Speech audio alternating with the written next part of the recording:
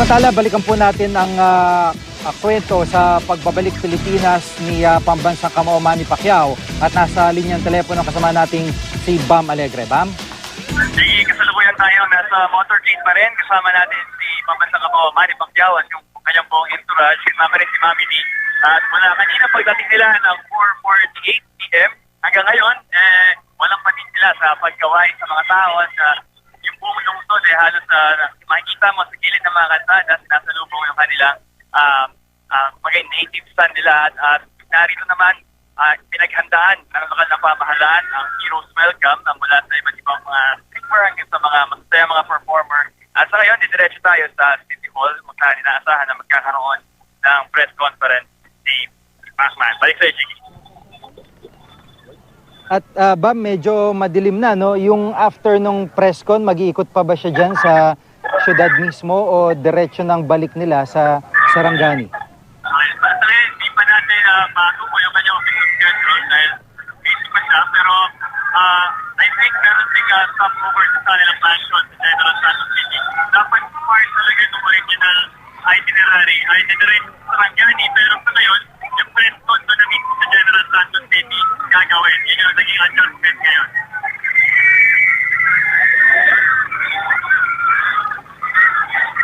Oo, at talagang yung pagsalubong kay pambansang kamao Manny Pacquiao, napakainit. Naririnig natin yung hiyawan ng ilan sa mga kasamahan din niya at yung nag-aabang sa kalsada. Halos hindi na kita marinig Benji sa lakas ng sigawan ng mga taga rito. Talagang inabangan nila to.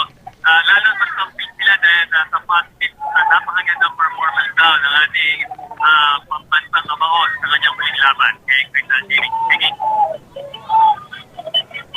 Oo, dito sa nakikita natin na live na kuha ninyo, no, sa Gensan, yung lane, yung katabing lane niya, yung kasalubong, talagang humihinto at halos huminto na. Nagbigat na yung daloy ng trapiko para makita at masulyapan nila itong idolo nating lahat.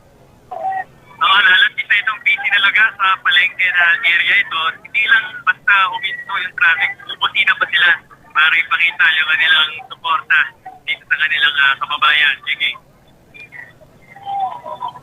Oo. So sa ngayon, itong sasakyan na ito kung saan siya nakalulan ay diretso yung City Hall para sa isang press conference. Meron bang mga international media din dyan o halos lahat yung mga local press na naririyan din sa Gensan? Tama, diretso ito sa City Hall para sa isang press conference. So far, nakikita pa lang natin mga kasama natin sa national media, pati mga local, and may a few, I saw a few international media here. So, yung ating yung mix natin dito ngayon talagang very diverse.